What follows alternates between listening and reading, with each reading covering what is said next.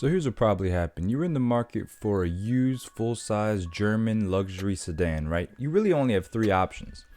You were looking at the 7 Series, but with those valve seals, you really didn't even want to get into that platform. That platform with the new 7 Series is just so unreliable. You just don't want to deal with it. You were also looking at the new S-Class, but you wanted to be more subdued. You didn't want to attract that much attention going everywhere. Plus, the new S-Class is still kind of expensive. That only really leaves you with the last option, the D4 Audi A8. Now, the D4 Audi A8 was available from 2011 to 2017 with a facelift in 2015. This car was available with 3 different engine options depending on what year. From 2011 to 2012, the first 2 model years, the A8 was available with the 4.2 liter V8 engine. This engine is shared between the S5, the S4, and I believe it's in some A6 or S6 models, but this engine is known for its timing chain and timing chain guide issues.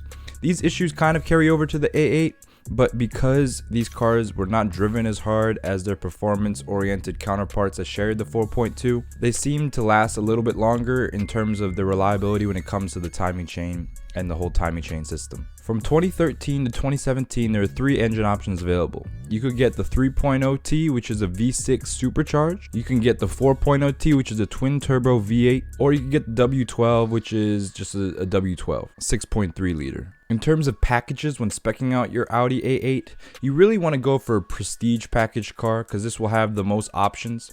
But a premium plus package will be okay if you get the right spec. Try not to get a premium package car as this is the lowest level. There were some recalls with the Audi A8 for the 2010 and 2013 models.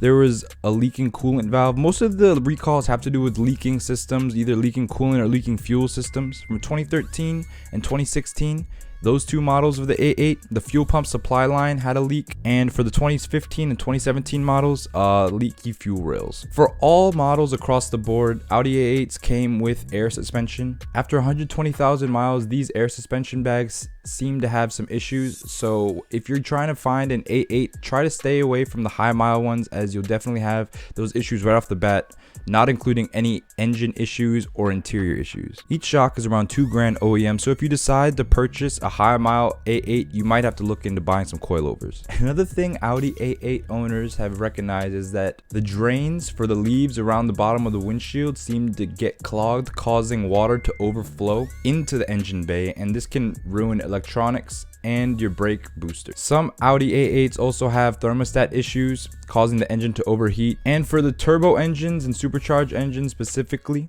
there is an issue of carbon buildup because they're direct injected. So like other turbo cars that are direct injected, you need to get these cars carbon cleaned every 30 to 40,000 miles on average. Another thing owners have said is that the suspension wears prematurely. Now I'm talking sway bars, end links, shocks, like the bags as I said. So when you're test driving your A8, make sure that it rides smoothly. You want to make sure that there's no clunking, no squeaking, no rattling when going over bumps or going through turns. And the last thing is people have reported that up in the top center of the windshield, near the radar, near the camera systems, if you have an aftermarket windshield, there tends to be a small leak that can just leak into the cabin / ruin your camera. So if you're replacing your windshield, make sure to get an OEM windshield because the aftermarket ones are said not to fit very well on the top of the windshield. People who've installed aftermarket windshields says this can be fixed by just putting some silicone on the top just to seal the gap. As I said, the D4 A8 is one of the luxury bargains right now. These are probably the cheapest German luxury sedans you can buy right now, and it's not like they're unreliable. Right, these are pretty reliable when compared to BMWs and Mercedes. The only issues that these have really is the carbon buildup and the timing chain issues for the earlier models with the 4.2. Other than that, these cars don't have as many issues as people think, and they are quite the steal in my opinion. Moving on to Facebook, let's see what we got. So we could either get a 2014 right before the facelift and get a fully loaded car for a good price, or we could try to get more of a base model after the facelift to get a little bit more standard options. Let's see what we got here. We're trying to spend like around 18. We don't really want to spend more than 22. Right, because we're trying to get this for a good price. Also, we're trying to keep the mileage under 80,000 just because we don't want to run into those suspension issues and anything really that has to do with just longevity of the car, long-term wear items. We want to stay away from those issues. So ideally, we want to find a 4.0 pre-facelift less than 20 grand. All right, here we go. 4.0 pre-facelift less than 20 grand has the peelers. You know I love peelers. I'm talking about these wheels, by the way. This is an A8L. I forgot to mention that these cars do come in two wheelbase options, a standard wheelbase and a long wheelbase. Long wheelbase is going to have some extra legroom in the back. That's about it. This one is pretty low miles, 61,000 miles for a 2013 4-liter. I'm not sure what package this is, but it does have the diamond quilted seats, which is always a plus. These A8 interiors look so nice for the time. They age so well. Look at this.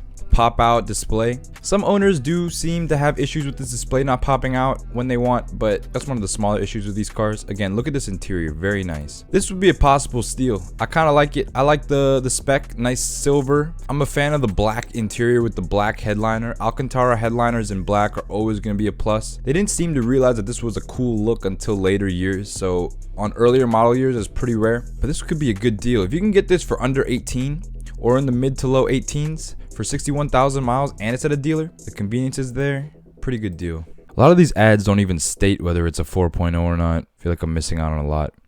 There are diesel options for these cars too, but today we're just going to go over the gas ones. I'll make a separate video for Audi diesels because unlike the gas engines, which are tuned differently, the diesels kind of remain more in the same range, so they're easy to talk about as like a group. Here we have a higher mile example of a 4-liter 2013, so it's going to be pre-facelift, has the peelers again, 89,000 miles, brown interior, very nice. Brown interior with the black roof. I like this a lot. This is a very nice spec, black on brown with the V8.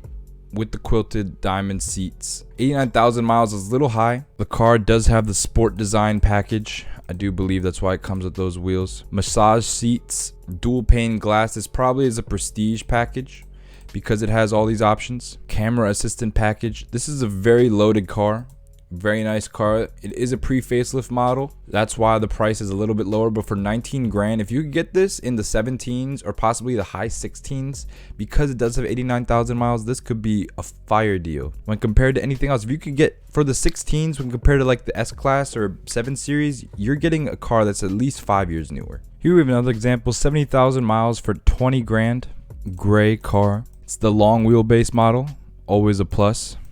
It's not as equipped as the other examples we saw. As you can tell, the wheels aren't as nice. The interior has the plain seats. A little bit less spec'd than the other models, but still has the V8 twin turbo, so you know it's going to be fast. Overall, this doesn't look too bad. As I said, it's not as equipped as the other options we looked at. Not something I would go for given the other options we have, but definitely a good starting point right here. 20 grand. This doesn't have that many options, so I would expect to pay somewhere in the 17s for this to get an okay deal. I wouldn't pay anything in the 19s for something this base, if you want to call it base, even though this is an A8. There's way more options to be had on these cars, including the seats. The seats are pretty much the bare minimum that I need on these types of cars. And for good seats, you at least need a Premium Plus package. Moving on, let's see if we can find any V6Ts, some supercharged V6 examples for a good price, because I know that facelifted examples of those go for around the same price as a pre-facelift twin turbo. So let's find a 2015 and up for around like 18 or 19. Here we have a 2015, which is the facelifted model, as you can tell by these different design headlights.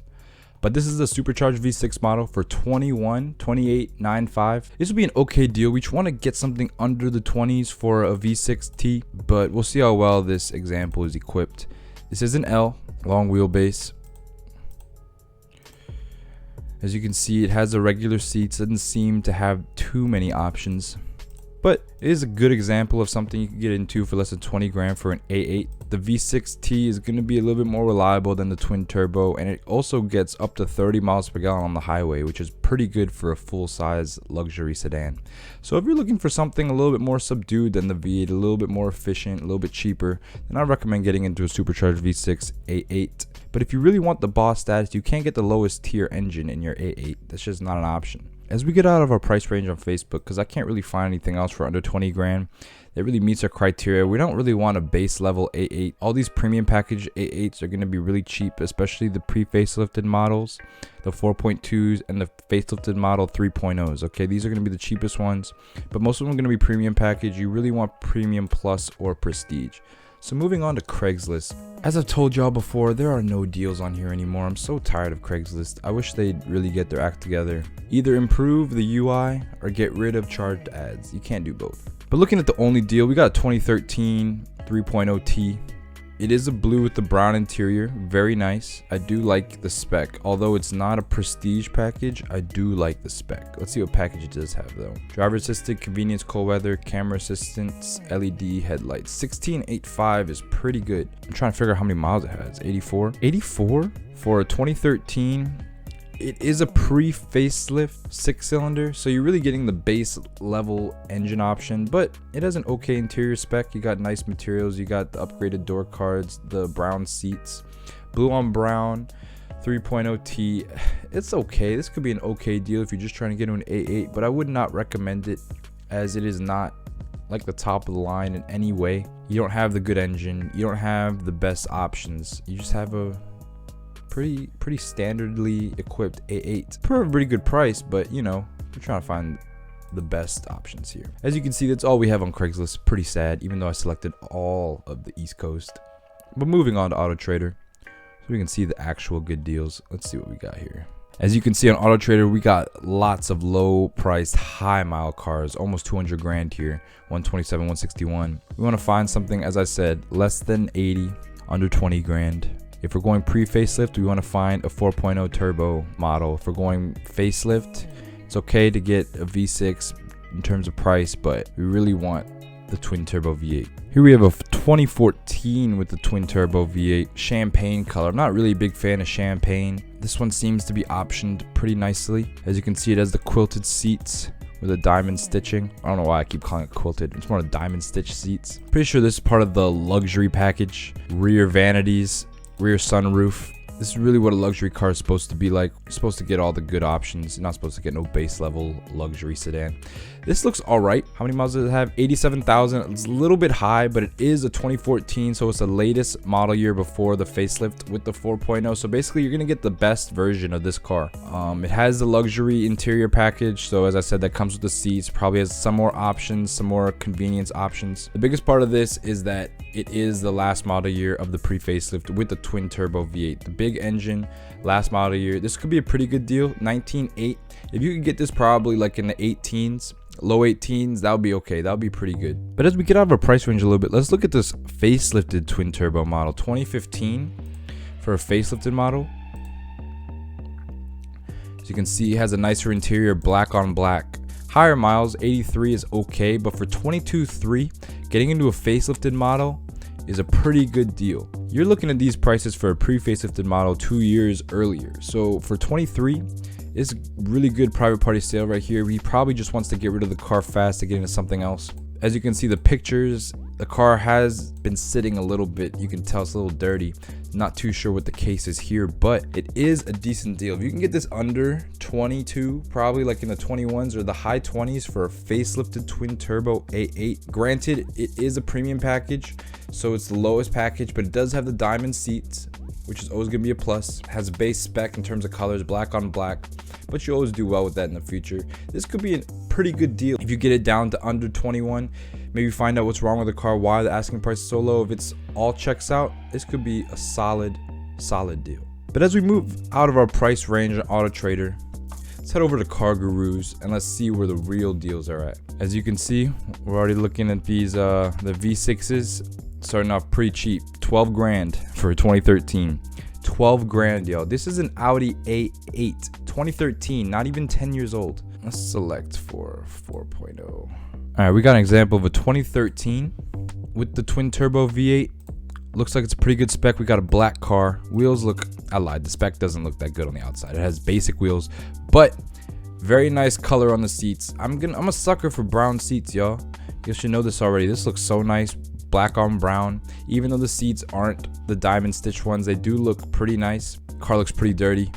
Again, this is pretty cheap, 19 grand for 71,000 miles. You can kind of assume that this car hasn't been taken care of that well, judging by the quality of these pictures. The car still looks a little dirty, especially under the hood. Granted, the interior looks pretty clean, but it is at a detail shop in the pictures, so that could mean anything. Doesn't say what package it has, but it probably is just a regular premium package.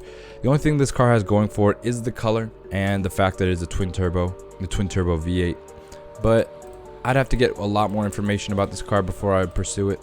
I need to know why it's being sold for this cheap. I'm pretty sure it has something to do with the Carfax. That's something you could look into. This one doesn't look too bad. We have a 2013 twin turbo V8. 21.4 is what they're asking, 78,000 miles. It is a nicely spec car. It has the peelers. I believe it's a long wheelbase model as well.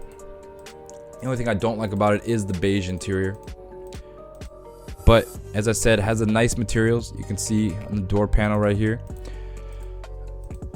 As I said, beige with wood interior, but it does have the diamond seat, so you know it has the luxury interior package. Probably has more options, but again, beige, not that desirable of interior spec, kind of going out of style now. But as I said, comes with the peelers, has some options. It's pretty good spec for this price, 22 or 21.5 for 2013. If you could get this under 20, probably in the high 19s for 2013 with this option package, that could be a pretty good deal, especially with the peelers. As I said before, we want to avoid the high mile examples. That's why we're kind of staying under 80 to 90,000 miles, because when these cars hit like 115, 120, they tend to have issues that just like wear issues, such as suspension parts. Well, mostly suspension parts. Here we have a 2014, the last model year before the facelift. 21,250 is what they're asking for. 82,000 miles is what it has. It's a white car with black wheels. It doesn't look too bad in terms of just the color spec. It's at a dealer. Pretty clean. A nice beige on black on wood interior. Nice two-tone interior. I always like the two-tone interiors. I feel like they look very special when compared to just other interiors.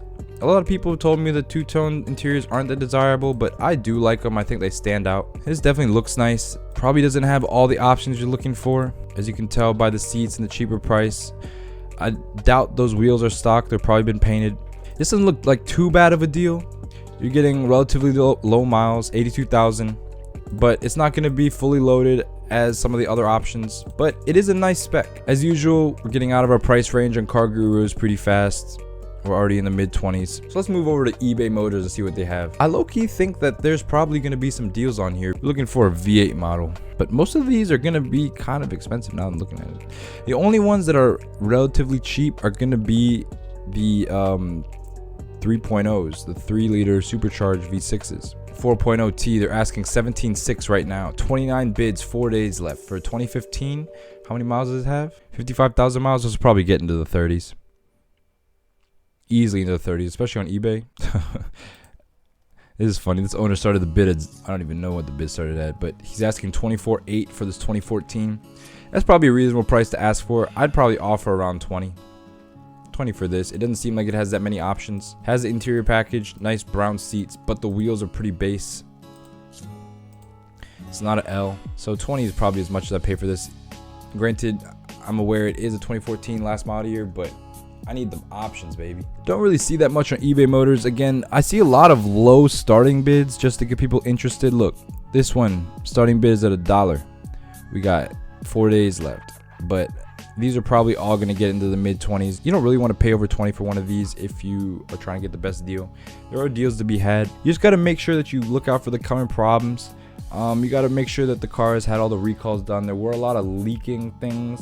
The fuel rails of some of the newer models leak. The coolant hoses of some of the older models leak. There's some specific model years that had the recalls. Most of these recalls were done by the factory, but just make sure you're looking out for these when you're shopping. You want to make sure that you get a lower mile car because you just don't want to deal with all the expensive replacement parts that comes with a higher mile car. Once you hit 100, 115,000, you're going to be replacing suspension components. Each stock airbag, one for each wheel, costs $2 grand. You're gonna be paying $8 grand for just parts to replace suspension components, around 115 grand in terms of miles. So you don't want to get one close to there, right? You also want to make sure for the turbo ones you get it carbon clean. These are direct injected engines and they do have carbon buildup, which affects fuel mileage, performance, throttle response, everything.